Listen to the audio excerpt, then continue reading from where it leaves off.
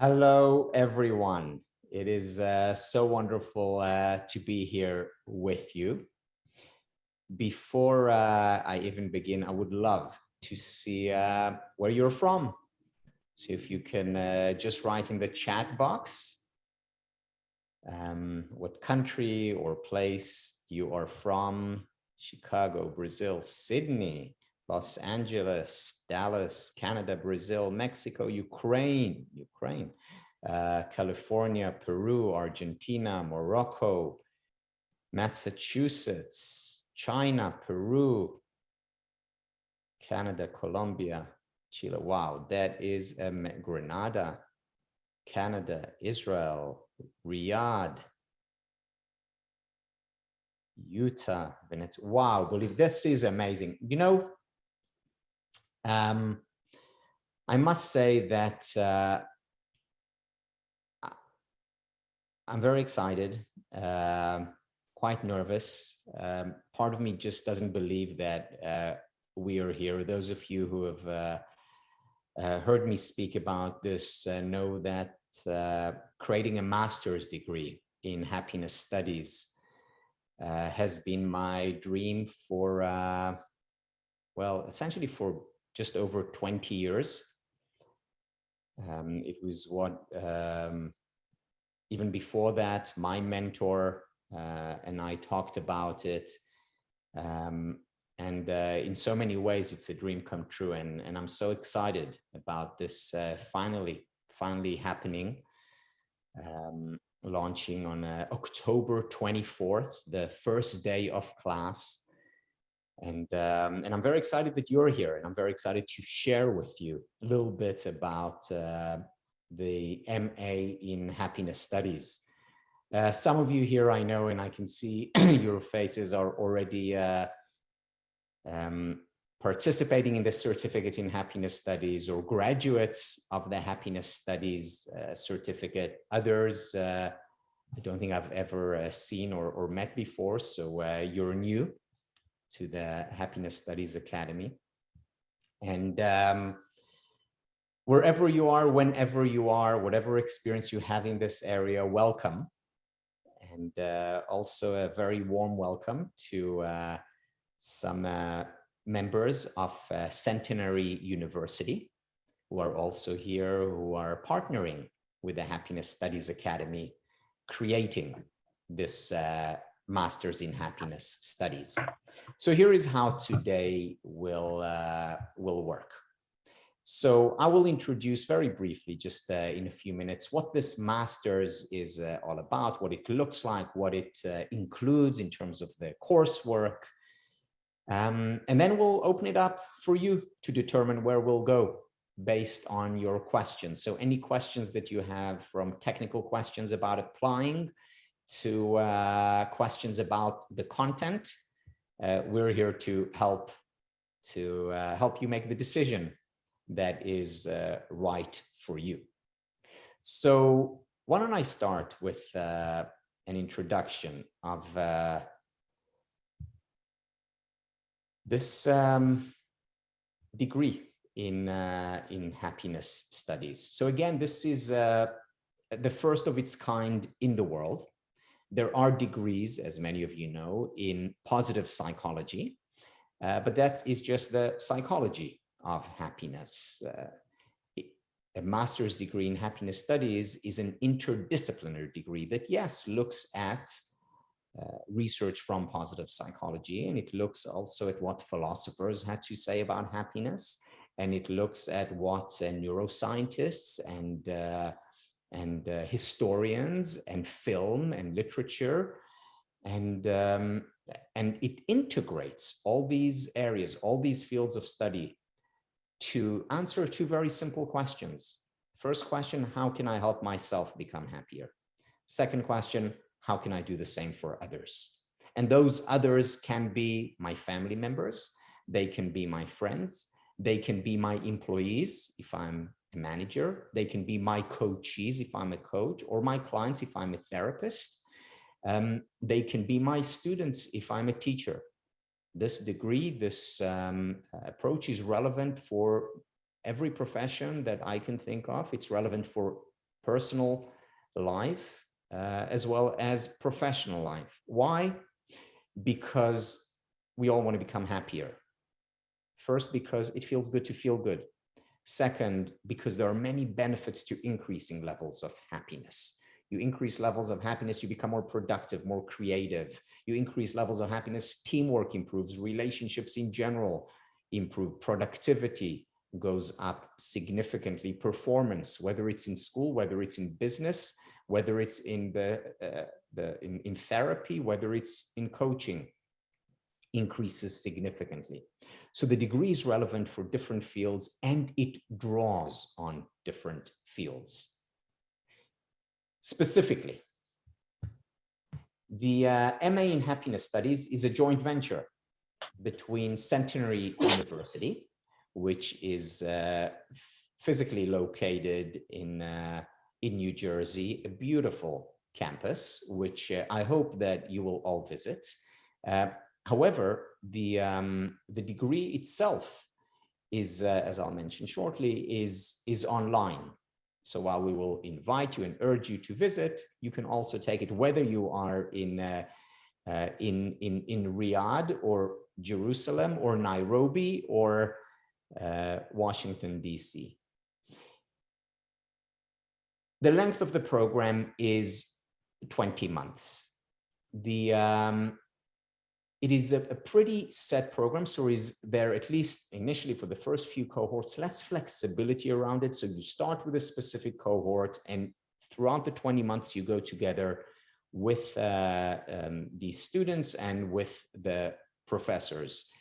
It starts, as I mentioned, on October 24th, and it will end in somewhere in, I think it's in May or April 2024, and then you will hopefully receive your certificate and graduate officially during June or May of 2024 with the master degrees. The master degree is 30 credits, spread not evenly, but spread across the 20 month, and it includes over 1,000 hours of study. Now, that is a lot of work. You'll study, whether it's by watching lectures. Some of them will be pre-recorded, some will be live. You will have small group interactions with the professors, with other students. You will write papers. You will be presenting to your fellow students. You will give each other feedback. This is a fully academic degree that is always practical. There is no project in this course that you will do that doesn't have a practical purpose. This is not just about the theory of happiness. Yeah, of course you will learn theory because theory is the foundation, but you will always be asking, how can I take this and apply it in my personal life, in my relationship, in my workplace? How can I increase productivity, innovation levels if I'm an entrepreneur? You will always be asking practical questions and share those questions and answers with your faculty members as well as with other students. And as I mentioned, this is 100% online, but I want to say more about this because yes, it is online. Why? Because we wanted to make it accessible to as many people as possible, accessible to people who are working, accessible to people who don't live in New Jersey, accessible to everyone. At the same time, we also very clearly recognize that there are real and meaningful advantages to getting together live, in person, to playing in the same sandbox together, to having conversations and to laughing together, sitting in the same room. Which is why one of the things that we emphasize, and we do it for our certificate program in the Happiness Studies Academy, and we will do it just as much for our master's program, we emphasize in-person interactions and meetings. So we meet with our students, the faculty members, meet with students in different places around the world. And in those places, we have those in-person interactions. Now, it's not necessary for the degree, but if you are interested in getting together, if you do want to meet your fellow students, if you do want to meet faculty members, then by all means join us. So we've had these get-togethers on different continents, and we're planning to have it across the world, so that you'll have an opportunity also for in-person interactions. Again, the degree doesn't require these interactions. However, we think they are important, and therefore we offer it also as an option, as an opportunity, as a possibility. So this is just in general, broad term strokes, what the MA in Happiness Studies is about. More specifically, this degree, and this is very important, is accredited by Middle States Commission on Higher Education. In the United States, the way accreditation works is that there are national accreditors and there are regional accreditors, and then there are also state accreditors. The highest level of accreditation is what's called regional accreditation. So, the Harvards of the world, the Stanfords, the Ohio States of the world are all accredited by regional accreditors, as is Centenary University, as is the master's degree in happiness studies. In other words, wherever you are in the world, whatever country you are from, this is considered an accredited degree, which was, of course, very important for us at HSA to join with a university that's fully accredited, so that it's not just partially accredited in some countries, maybe not in others, some workplaces, maybe not in others. This is the highest form of accreditation that we received for this degree. So the MA in Happiness Studies includes 8 courses over those 20 months. Let me say a few words about each one of these courses. You begin with a 2-credit course, so it's a shorter course, again, beginning on October 24th. It goes for about 2 months until mid to end December, where you get the foundations of happiness studies. And here you're basically getting introduced to the field in the sense of a lot of the exercises that you will do. You will learn how to navigate the online system. You will learn how to interact with your fellow students. You will begin with practices on day 1, whether it's different forms of meditations or exercises or writing exercise. You will get an overview of the field at the most basic fundamental level. And then we get to around December, Christmas time, and after that, you will take 2 courses in the next semester, each 4 credits. The first one is Introduction to Happiness Studies. For those of you who are on this call and have taken or are taking the certificate program, this is essentially the introductory course from the certificate program, with much more on top of it.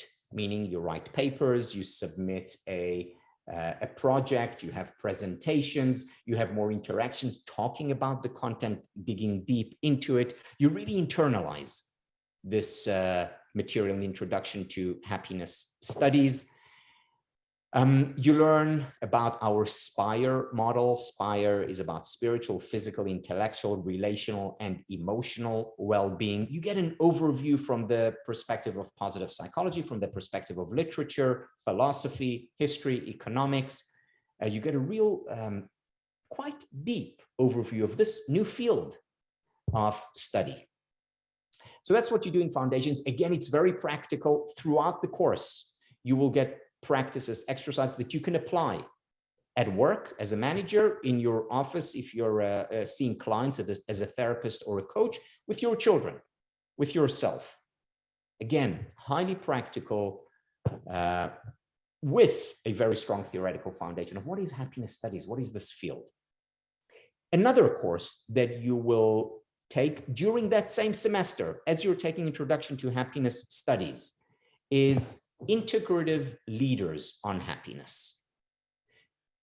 This is a practical course. We want to learn from people who have done it in the world. So you will learn from leaders in the field of politics who have implemented many of the ideas. You will learn from business leaders who've implemented ideas from the field of happiness studies. You will learn from economists. You will learn from teachers in schools. You will learn from people who are trying to change the world for the better, whether it's environmentalists or whether it is people concerned with the increasing levels of generosity and kindness and giving. You will learn from the best so that you can apply what the best do in your life. Again, always with the question, their stories are fascinating. You will learn from them, and you will learn how to apply what they have done and how they've changed the world and themselves. You'll learn to apply it in your world, in your life.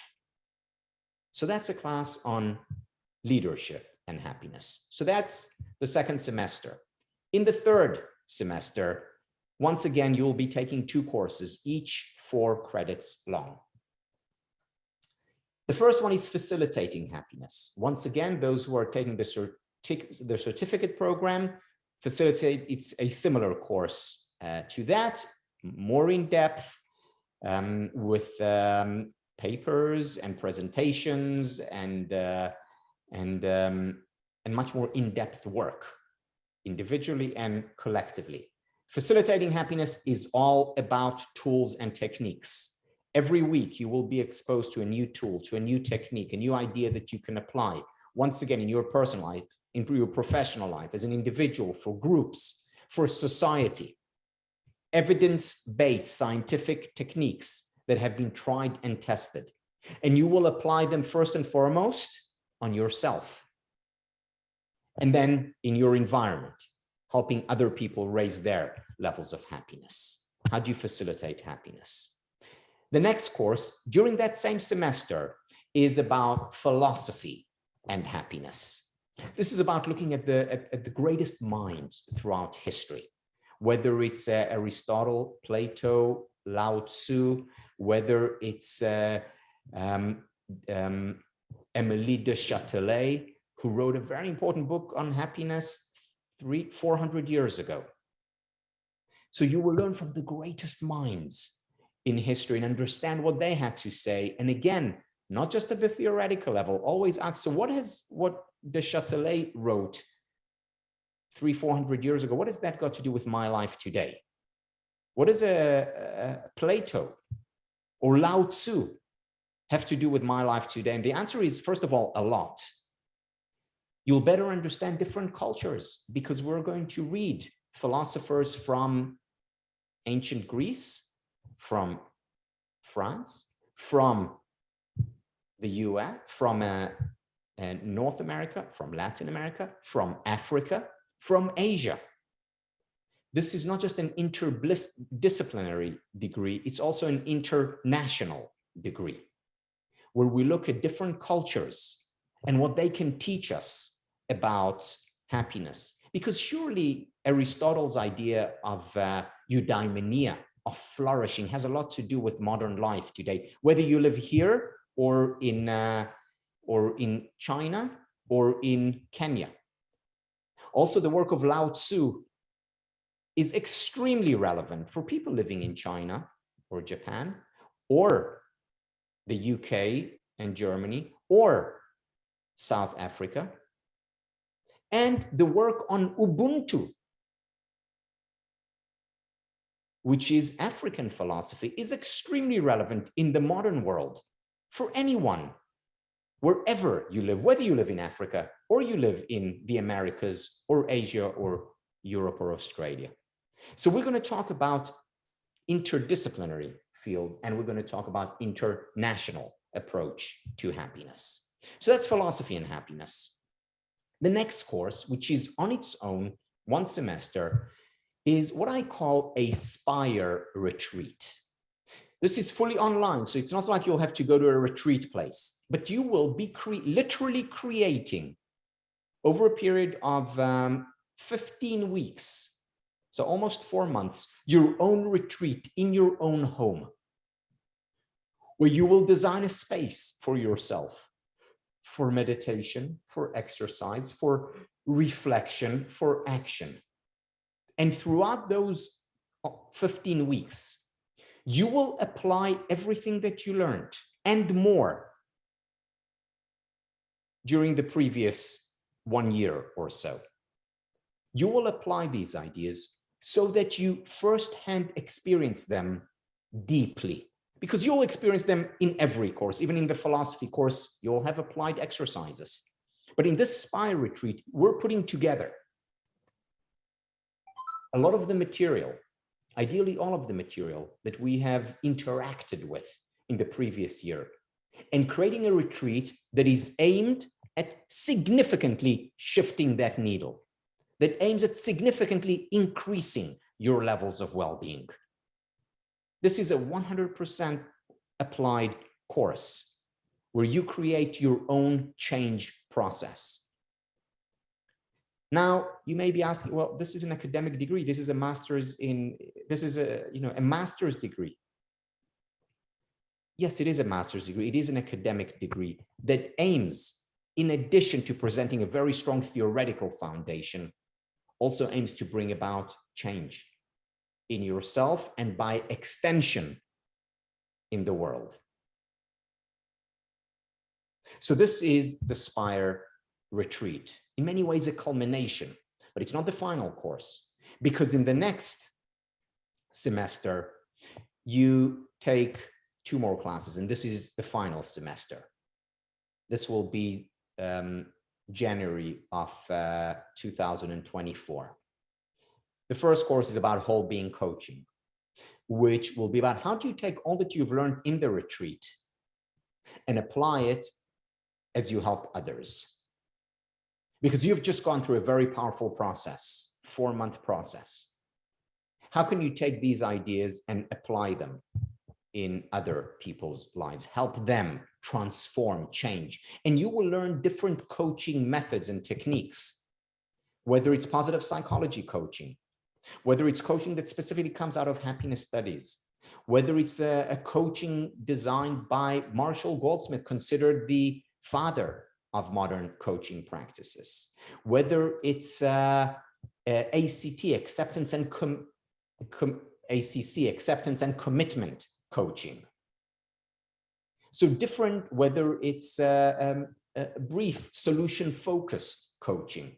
You will learn different techniques from coaching and then take what you've learned before, what you have applied in your life, and apply it in other people's lives. And again, this is a highly practical course where you will actually be coaching one another. So when you coach another person, you'll help them. When they coach you, they'll help you. And by the way, when we teach, we also learn, of course. So it's always about learning and teaching and growing and developing consistently, constantly throughout the semester. In addition to the whole being coaching course, you will also study the happiness in literature and film, where every week you will read a short story, where you will watch a movie, you will read a short poem, and we will discuss it in class and we will analyze it. Because through stories, we can learn a great deal and we can apply a great deal. And you'll be asked to go back to the Introduction to Happiness Studies course and see, so what can I apply here to the protagonist in the work of Marianne Evans? Or what can I take from what I studied in facilitating happiness and apply to the story of Helen Keller?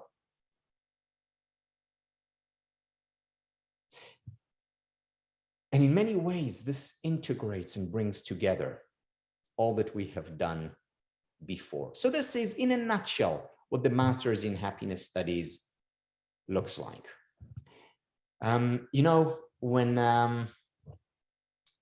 whenever we start a new certificate program in happiness studies, I always tell the students, or as we refer to them, the fellow journeyers, I always say to them, I'm going through this journey with you. Because to teach is to learn. There's always, in the best courses, it's always a win-win relationship where everyone grows. And I feel the same way about the Masters in Happiness Studies. I look at these courses and I can't tell you how excited I am by the prospect of going through these courses alongside, hopefully, many of you, learning together, growing together, making a difference together and bringing about what we hope to bring about, which is the happiness revolution, which is a quiet, silent, peaceful revolution to help people understand what the ultimate currency is, that it's not power or prestige, that it's not money or any material goods, that the ultimate currency is happiness. And that if we increase our own levels of happiness and do the same for others, we're not just raising levels of well-being. We're not just creating a happier world. We're also creating a better world, a more moral world. And we need that today more than ever. So I want to open it up for you now. So here is how it will work. You can ask a question by very simply raising your hand. You can click on it below on your Zoom, and we'll call on you. If you do ask questions through the chat, we'll hopefully get to some of them here, and if not, we'll respond to it in writing later on. So please put your hand up if you have any questions. The application deadline is October 17th, which is a week before the degree actually starts, but that's, that's cutting it very close. Also, we are limiting our the number of students. We can't take an infinite amount, even though it is online. And you would think, why have a limit? But we do have a real limit. So unfortunately, at this stage, it's first come, first serve. We will open a new cohort every once a year. At least this is what we're planning on doing now. And that's that for now. So please, your questions or comments. And also here we have some colleagues from Centenary University. Sorry, but I can't see everyone on my screen, but I know that, hi, Dawn. Hi, Tal. I've been answering questions as you've been talking. Okay. Someone's going to do the work, right? That's right. So any other questions, I'm here if anybody has any questions. Right. So Dawn is our resident expert from Centenary. She can answer all questions about the admissions process, what you need if you come from another country, all the requirements. So Dawn is here to help. I'm here to mostly respond to general questions about the content. Mr. Yuval Kutz, who is the president of the Happiness Studies Academy, I know is also here, so he can also answer questions. Okay, so let's hi Yuval. We have a few questions already. Sandy. Hi, Tal. Hi, Dawn. Good to see a face to your name. Yes, hi. I thought I recognized you. Yes. Hi, Sandy. And I have so many questions, but I will stick to one. Okay. You had mentioned, Tal, being able to meet with faculty members potentially around the world. So I was hoping that you could speak a little bit more to who are the other faculty members, or is it going to be a big surprise? Okay, good. So it's not going to be a big surprise. You're going to know who they are real soon. We've just started making offers to faculty members. They still have to accept, so I cannot share their names. But within a few weeks, we'll have them on our website. You'll know exactly who they are.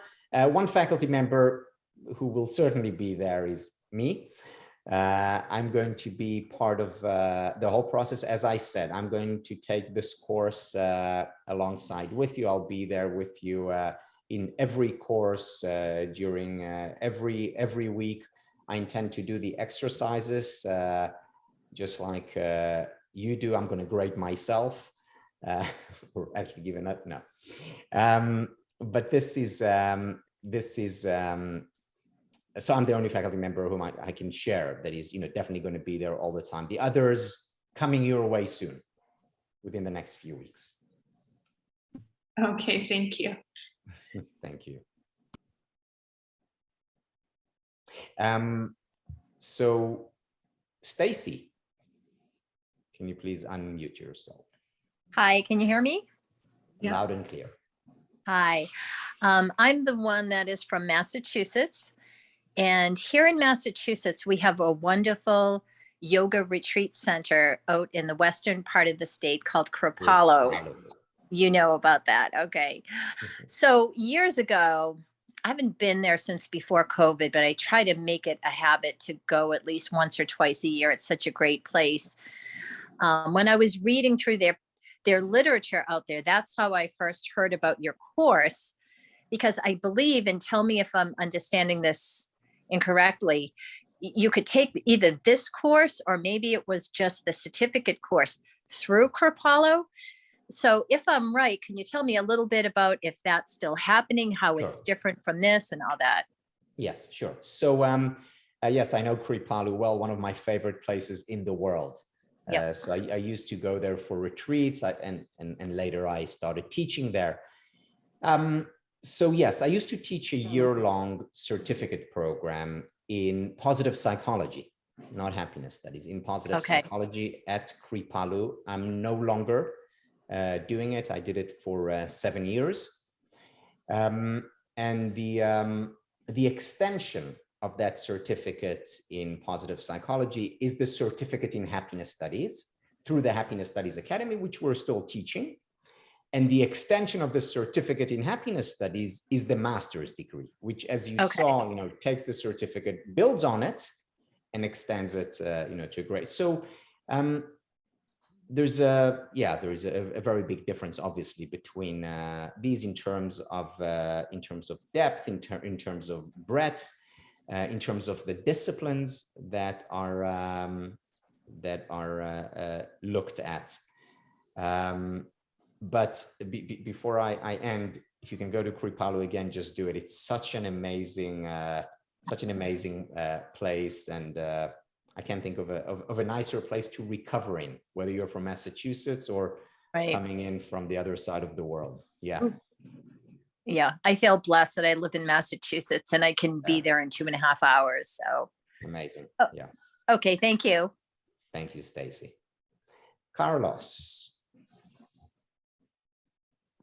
Thank you. Nice to meet you. I'm a big fan of you from Peru. I was wondering I have two questions. Maybe one is if we can differentiate the differences between a master in positive psychology and this master in happiness studies, because I am thinking about these two possibilities. And also, I like about research. I'm a psychologist, so I would like to know if we can learn some of about research in happiness studies. Just two questions. Thank you. Yeah, good. Thank you for that. So first of all, the difference between positive psychology and happiness studies is that positive psychology focuses on psychology. It's on research in psychology. Sometimes it looks at neuroscience, but mostly it's within psychology. Whereas happiness studies looks at positive psychology. So yeah, we read Marty Seligman, and we read Sonia Lubomírsky and Barbara Fredrickson, and Shelley Gable, and all the big names in positive psychology. We look at the research on strengths. We look at the research on self-concordant goals. We look at the research on job, career, calling. All these are parts of positive psychology, and we go over them. And we also look at the work of Lao Tzu. And we also look, because Lao Tzu's work is so important when we talk about how we embrace emotions. And we also look at Helen Keller, because when we talk about Helen Keller, she can provide us with a much deeper understanding of what gratitude is about. Yeah, we read Robert Emmons and Mike McAuliffe on counting your blessings. And we also look at how Helen Keller lived her life in appreciation and what she wrote about what she would do if she would have 3 days, not more, in which she could actually see what kind of life she would lead. And that can inform us about what kind of life we want to lead. So this is how the field of happiness studies goes beyond positive psychology. So it's positive psychology and more. Now, in terms of research, all the interventions, no exception, all the interventions are evidence-based, mostly from the field of psychology, neuroscience, biology. So the evidence-based elements are from there. In terms of actually doing research, you will not do research as part of the master's degree, unless you particularly want to. And then, instead of one of the final papers that, let's say that you write about applying happiness studies in your organization. And your organization can be your school or a business, or if you want, your family. So you write a paper on this, and let's say you ask for special permission to do research in your organization. Yeah, we'll allow that. But it's not a research-focused degree in that you do research, you conduct research. We're also planning to create a PhD, and of course, a PhD is very much about doing research in the field. But that's down the line. Amazing. Thank you very much. I appreciate it. Thank you, Carlos. Adriana. Hi, Tal. How are you? From Mexico, 2 questions, basically. You said about different perspectives for the master's degree in terms of neuroscience, psychology, biology. Do you have any consider in terms of mental health psychiatry? Yeah, that's a good question, and there is a question under your question. The degree in happiness studies is not a clinical degree. Yes, of course, we draw on clinical psychology, and yes, we do talk a lot about work by psychiatrists, whether it's David Servan-Schreiber, who was considered one of the greatest psychiatrists of the early 21st century, or whether it's Irvin Yalom, who's a psychiatrist, and we talk about, or John Ratey, who's a Harvard Medical School psychiatrist. Yeah, we draw on their work, of course. It's so very important. However, the degree is no substitute for a clinical degree. I also always emphasize to the students, whether you get a certificate or later a master's degree or even a PhD degree that we'll have later, that doesn't make you a therapist. Okay. It can certainly help therapists who take and we have many therapists who are taking our certificate program, and hopefully we'll have many therapists taking our master's degree program, and it can help a great deal in the therapeutic relationship. But in and of itself, it's not a therapy degree. Okay, perfect, thank you. And yeah. My other question is about, you said there are no in-person meetings, like mandatory or so, but for example, if I would like to join to any of the students, or maybe you when you're in the US, if I am from Mexico and I do not have a visa, is there any possibility to have a help in terms of a letter or something that I can present to the embassy to do all the paperwork? So Dawn, do you want to take this question? I don't know, this is not really your department at Centenary. Yeah, I'm not, I don't know how to answer that. I'm sorry. Yeah. I don't know if I understand the question. Can you repeat? The question is, so students who study, let's say in the US with a US university, they can get a letter from the university inviting them, or basically allowing them to get a visa to visit the US. But I'm assuming that with an online degree, they do not get the visa. Correct. Is that right? Correct. No one needs a visa because all the classes are offered online. Yeah. If you were in the classroom, like physically in the classroom, then that's different. Then yes, they would need a visa. Yeah. So that part I can answer. Okay. Yeah. So no visa is involved. However, Adriana, I can guarantee you that we'll be visiting Mexico a lot. We've already, actually, just today we spoke about a possible retreat in Mexico. Yeah. Where are you from in Mexico? From Mexico City. Mexico City. Well, you may have to fly to Cancun, but whatever. I have no problem with that. You know, difficult. Some sacrifice, exactly. Yeah. Thank you.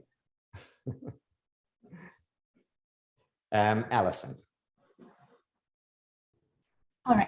How are you today? I'm doing well. I have a few questions. They're logistical questions. So one is time zones and the live sessions.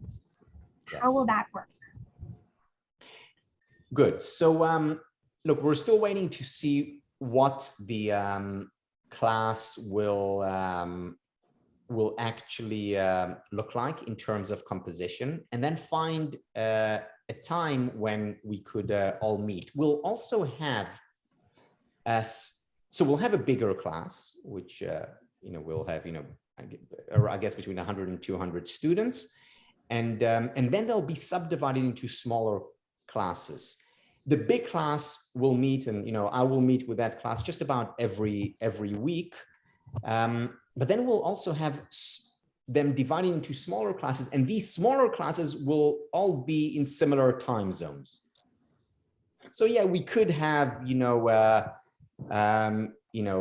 someone from England with someone from Belgium, but we won't have someone from New York and someone from Singapore, where there's 12 hours difference. So the smaller classes, and where you will work together in smaller cohorts, we will take care of the time zones difference. Okay. And then could there possibly be different options if there's a conflict with time zones based off of somebody's schedule? Okay. Yes. I have two more questions. They're simple questions, so don't worry, they won't take one at a time. That's okay. My next question actually has to do with time. So you said it's about 1,000 hours, or over 1,000 hours total. So is there an approximate weekly commitment? Yes. On average, between 10 and 20 hours a week. On average, between 10 and 20 hours a week. Now, if you want to invest 40 hours a week, be our guest. And by the way, with a certificate program, we also have different levels where the minimum is 3 hours a week, but some people invest, 10 or more hours a week. But for the master's, it's pretty much set minimum between 10 and 20, depending if you're taking one course or two courses, depending on how demanding a particular week is. But that's a good average. Mm-hmm. And the 10 to 20 hours, the 10 to 20 hours a week include the lecture and live pre-recorded lectures, live webinars, papers, readings, all in. Okay. Dawn, did you want to say something? Yeah, no, I was going to say for our master's degrees, I always tell students 10 to 15 hours of your home time. But with the pre-recorded stuff, I don't know how long those sessions are, so I can't really. You would be the expert on that. But home time with like reading and doing papers, 10 to 15 hours is about right. Is what I tell students for the graduate programs. And does that include the class time, or in addition to? Well, with online, see, our online programs don't have what you're doing. Your program's pretty special, if I could say that. But they don't really get pre-recorded, and there's really nobody live with our online classes unless the professor specifically says, on a Wednesday evening, can everybody get on to a chat at like 7 p.m. or something like that. But I think this is going to be a little different, so you can talk more for this. Yes. So I stand by. I think between 10 to 20 hours would be a fair estimate. I agree. Yeah, thank you, Dawn. Thank you. My last question, you were talking about writing papers. So it's been quite a long time since I graduated with my bachelor's. And so I know how to write papers, like traditional writing, but I'm just curious, especially for people who haven't written anything formally in quite a while, or maybe English isn't their first language, how are things going to be graded as far as writing goes? Yeah.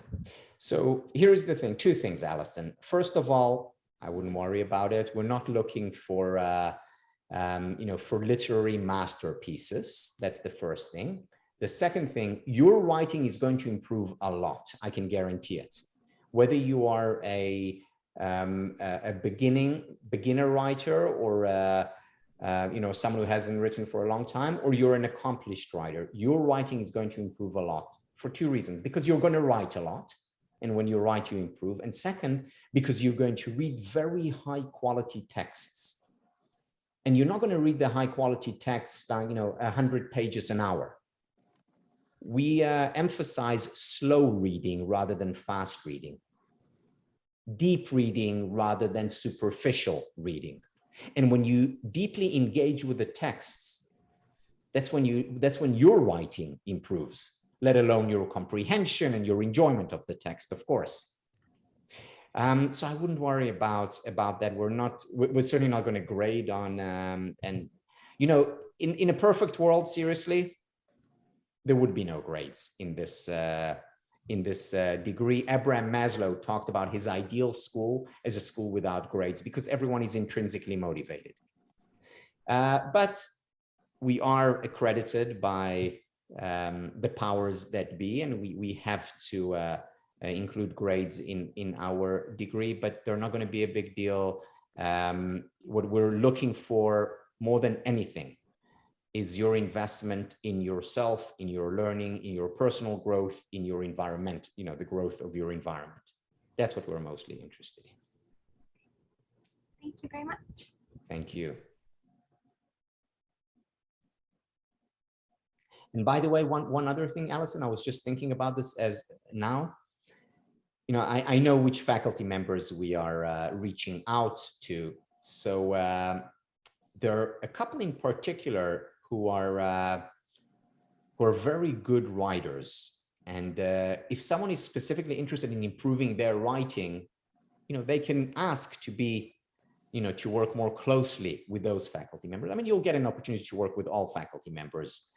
But that could be one of your goals, one of your objectives. George Orwell once said that the quality of our writing, or as we improve the quality of our writing, we also improve the quality of our thinking, and therefore the quality of our living. So thank you. Thank you. Christine, hi. Hi, Tal. Hi, good to see you again.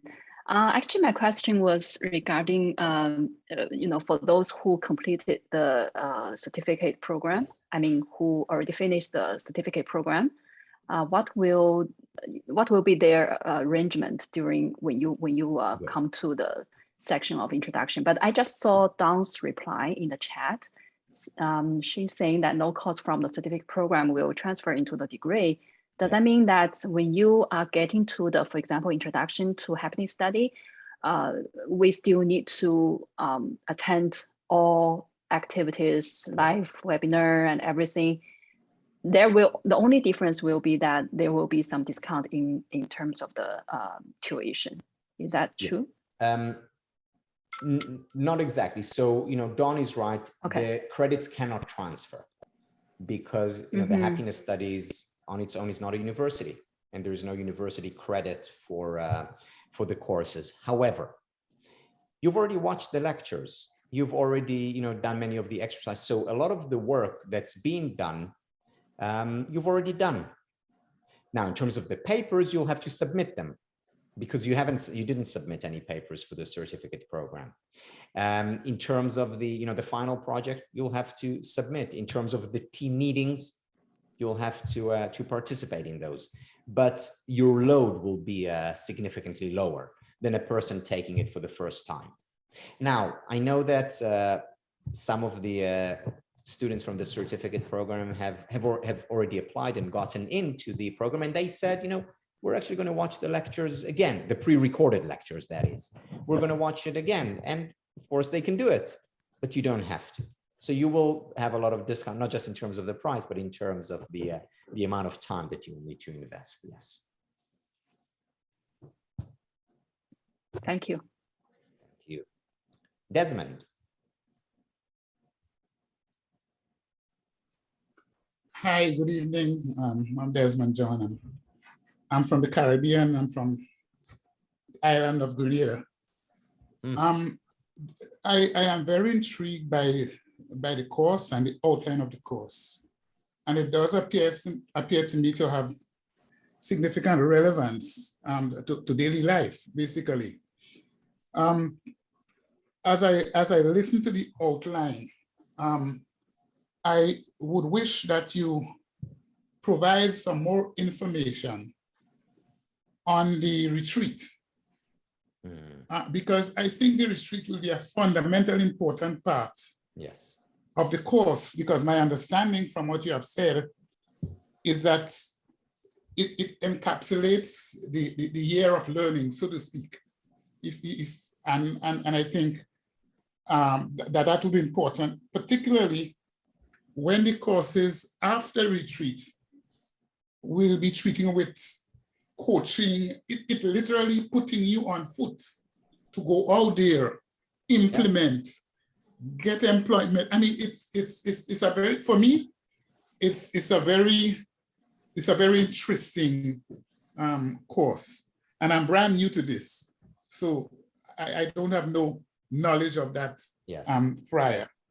So could you please give a little more information that would give me a little more clarity? Good. On the retreat. I'm happy to, Desmond. And you know, you said you see the relevance to daily life. I would not be doing what I've been doing for the past 30 years if I didn't see the relevance to daily life. So you're spot on. This is the certificate program as well, but certainly the master's degree is about bringing about real meaningful change. So it's relevant to daily life. The retreat course is in many ways, as you identified, the pinnacle of that, because it takes so many of the ideas and brings them to life in your life. And it brings them to life through what I've come to call the 3 R's of change. The 3 R's of change are reminders, repetition, and rituals. Reminders, repetition, and rituals. So reminders is about reminding you about the kind of person you want to be. You know, if I use a very simple example, Desmond, do you want to appreciate the wonderful people in your life, the good things in your life, or do you want to take these things for granted? It's of course. That's appreciated.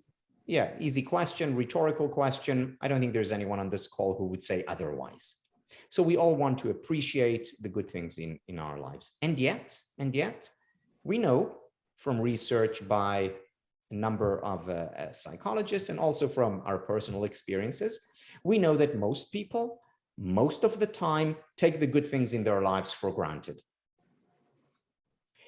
Not because they are bad people, not because they are ungrateful people, immoral people. Most of the people are nice, kind, generous, they want to do good, but because they forget, because life takes over and we're busy and we're distracted, and we only begin to really appreciate the good things in our lives often when things go wrong. So the first step in the change process is reminders. For example, remind ourselves to be grateful and to appreciate, or remind ourselves to be kind, or remind ourselves to exercise regularly, or remind ourselves to be present, mindful.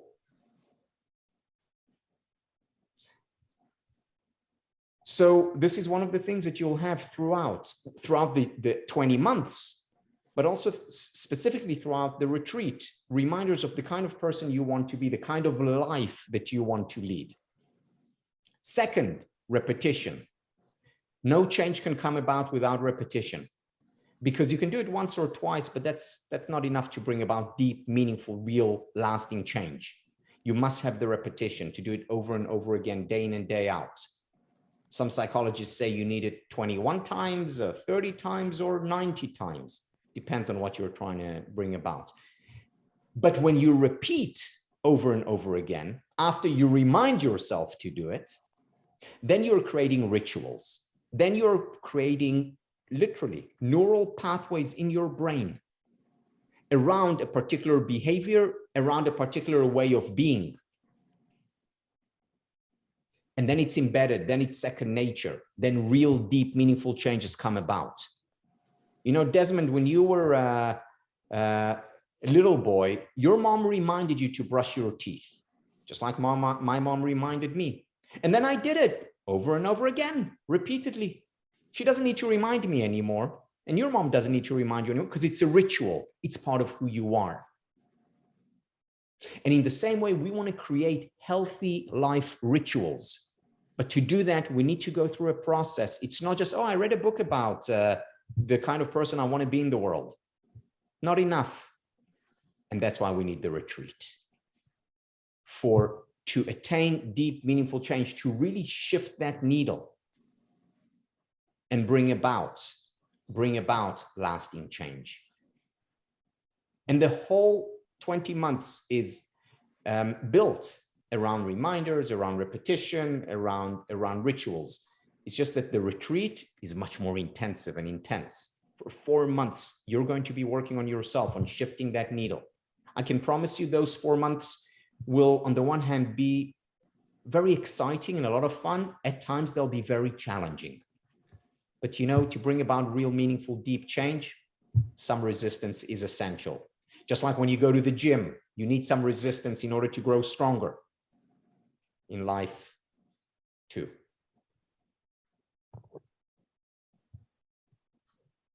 Thank you for that question, Desmond. Thank you very much for your answer. Much appreciated. Thank you. Amanda. Hello, Tal. How are you? Hi, good to see you. Good to see you too. I have 3 questions. I think the first question you sort of answered it, but I would like to clarify it. I think we have 2 types of the license. One is the live webinars, right? The other one is like the group.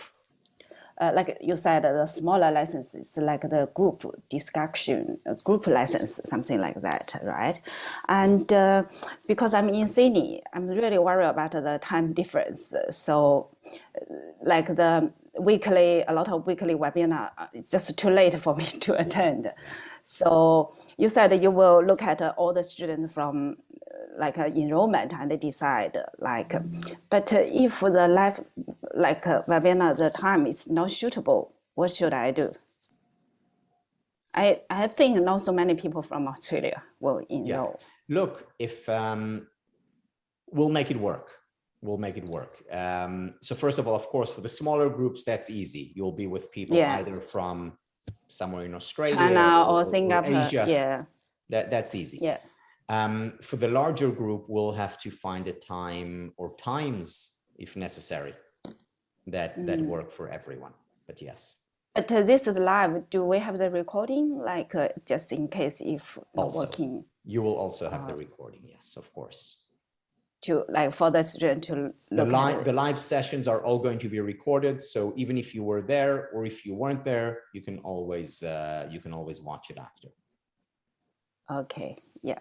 And another question is, I know that normally there are 2 subjects in one semester, but because I'm still not quite sure like whether this is like I mean whether it's challenging or not. So if I found that 2 subjects is too time consuming for me, it's not going to work, you know, for my life.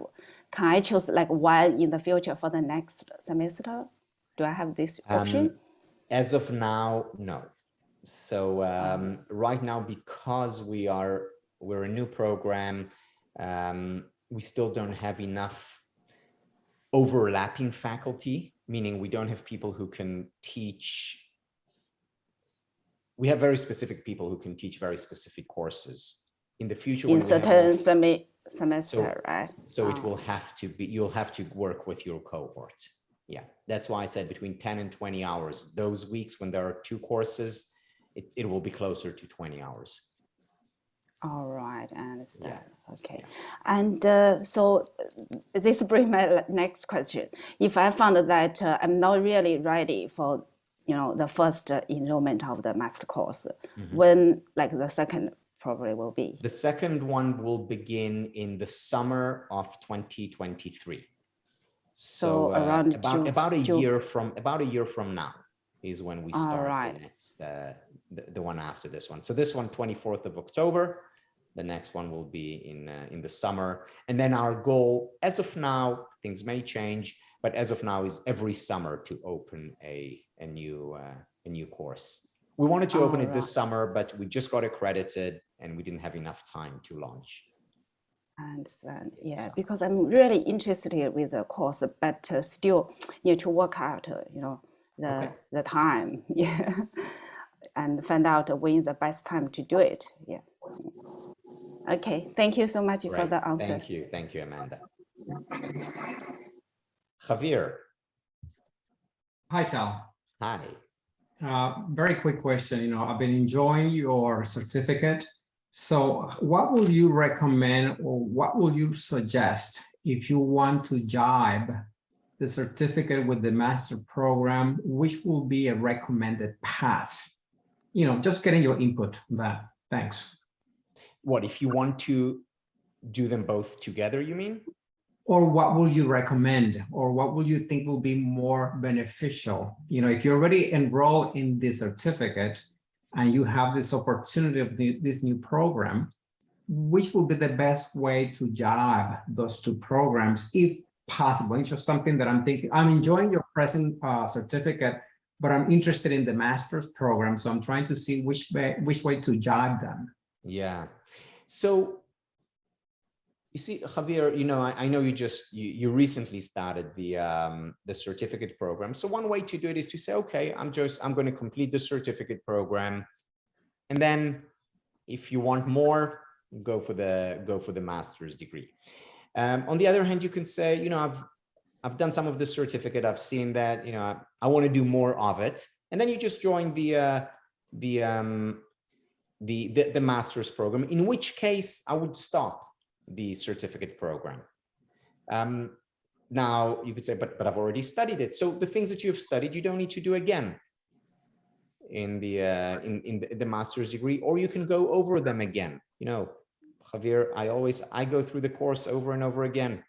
In the webinars, when you ask questions or when other people ask questions, it's a reinforcement, or to go back to Desmond's question, it's a reminder of the kind of life I want to lead, the kind of person that I want to be.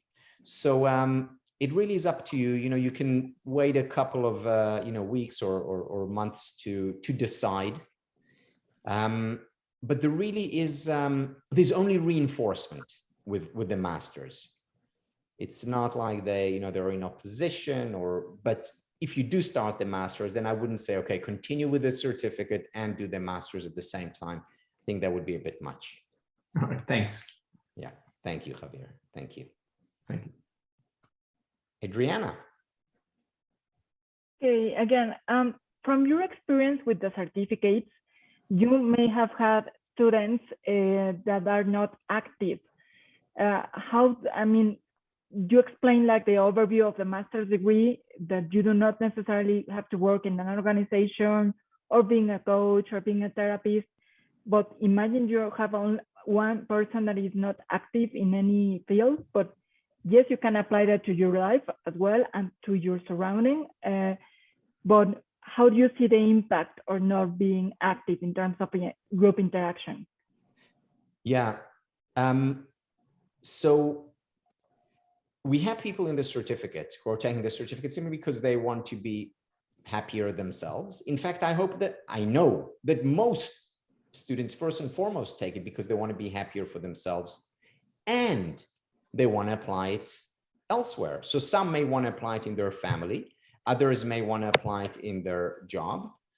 Others, may want to apply it as a therapy, or others don't know. And during the certificate program or during the master's program, they will find ways of applying it because they'll meet, many other like-minded or like-hearted people, and they'll get ideas, or maybe they'll do work together because there are already partnerships, business partnerships that are formed among people. So the answer is,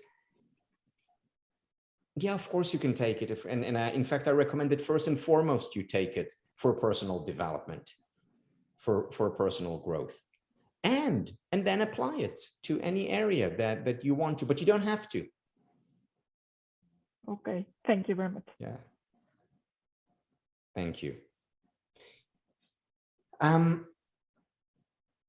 Any other questions before we close?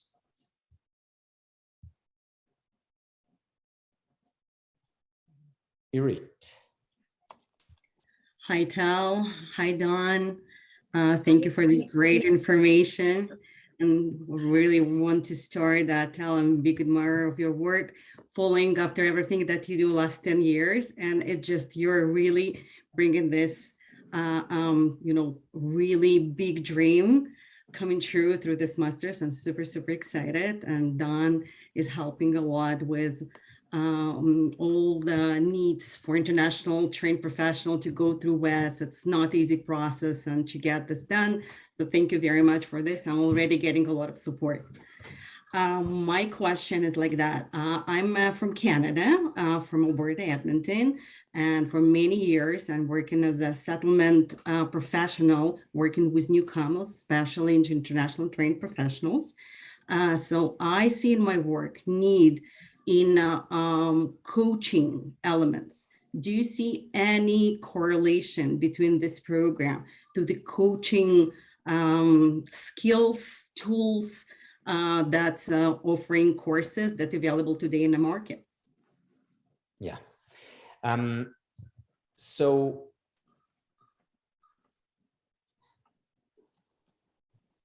even if this course did not specifically talk about coaching, everything that we learn is relevant for coaching.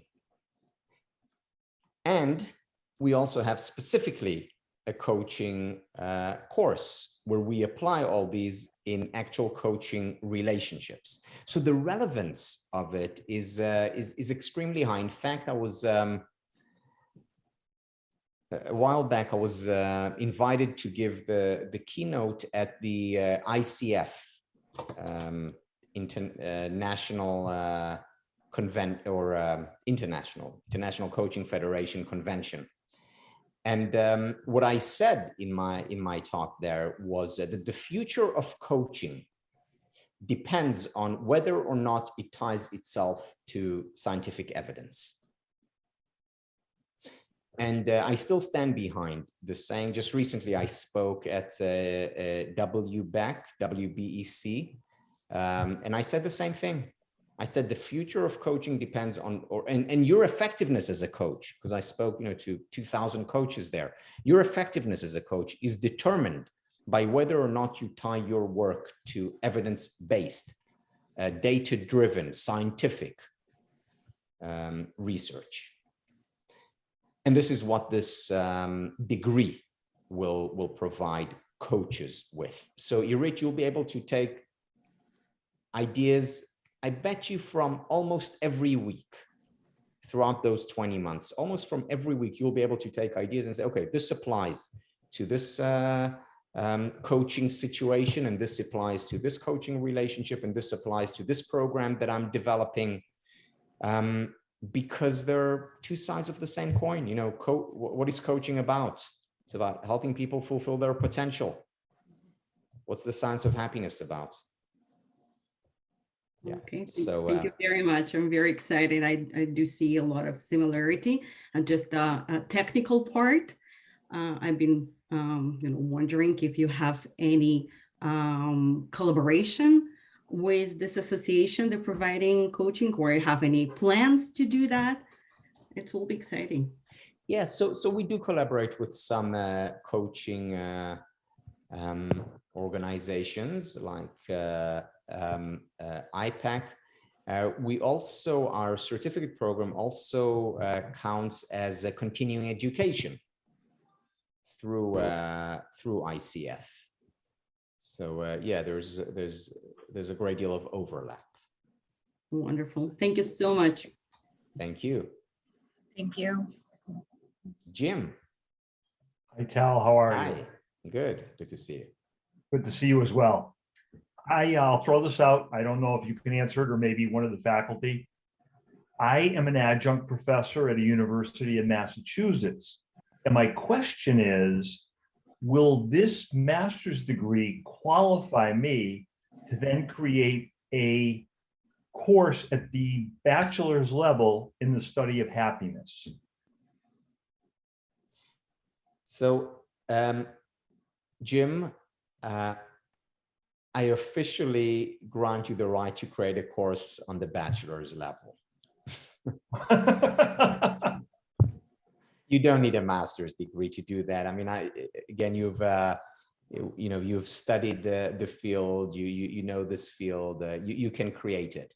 Now, will it help? Yeah, of course, it will give you a lot more material and content to create much more than a course on the undergraduate level.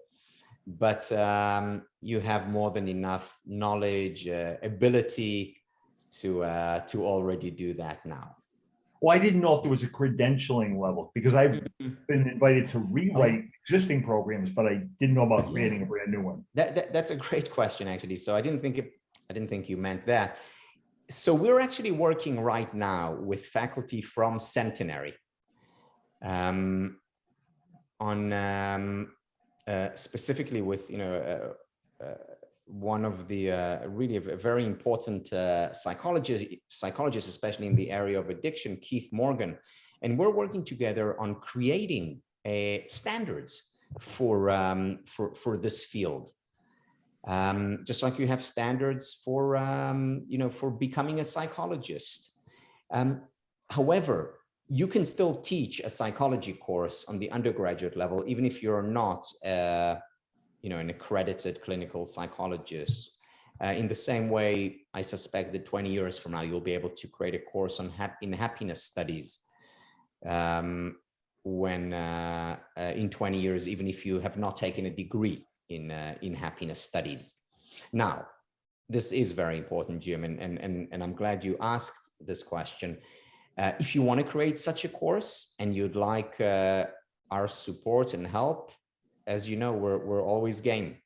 I've worked with many of our students in the certificate program who wanted to create a course, whether it was a 1-hour course or a 3-day course or a semester-long course, whether it's in positive psychology, and I'll provide you all the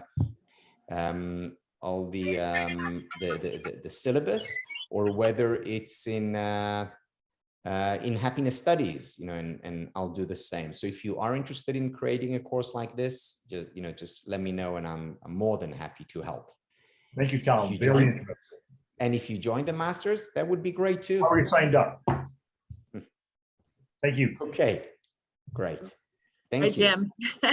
Nice to meet you. So nice to see everybody's faces now. All these people I've enrolled. It's like, oh my God, this is so exciting. Yeah, it's becoming real. I know. Yeah. Thank you, Jim. I'm very excited that you'll be joining us. Very. Thank you. Alfredo. Good evening. I'm joining you from Ecuador. And I'm a little bit curious about the content itself of the program. And specifically, I was wondering to what extent is religion a subject of study, or is it relevant, or because it seems that is for many people is very, very close to happiness. Yeah. So when we talk about integrative leaders on happiness, one of the areas that we look at is religion. When we talk about spirituality, one of the areas obviously we look at is religion. Now, does the degree advocate religion in general or a religion in particular? Of course not.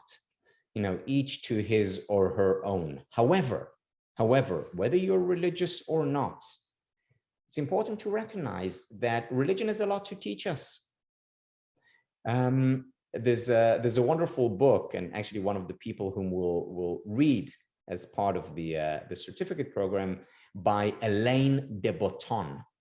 And Helen de Botton wrote a book called Religion for Atheists. And Helen de Botton himself is an atheist. You know, he was raised to atheist parents. He's an atheist, but he realized later on in life that there are many lessons, important lessons that he can learn from religion. And he says, you know, why throw the baby out with the bathwater? You know, why discount, you know, all religion and fail to learn from the important lessons? And this is what the happiness studies field is about. Let's learn from whomever teaches, from wherever we can learn. So yes, we are going to learn from religion as well, from biblical stories, and from the latest research in neuroscience. Perfect, thank you very much. It's an interdisciplinary field. Interdisciplinary, international. I see Javier is showing this book, Religion for Atheists. If you haven't read it, I highly, well, anything by Helen de Botton is amazing. Yeah. Thank you. Thank you, Alfredo. Thank you. And this will be the last question. So Adriana, hi again. Hi again. Hopefully it's the last one for this time. But about the course Facilitating Happiness, that you have different activities. I've heard about openness, for example, and you must have others in there. I don't know if openness is one of them. And if for those activities you have in that course, you get like qualified to facilitate them in somewhere else. Yeah. So here is the thing about qualifying you to facilitate different programs.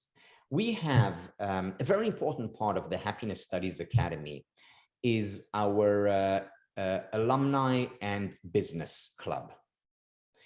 And what this club does is essentially create a community of students and alums, and helps members of the community take the content that they have learned and use it in the world.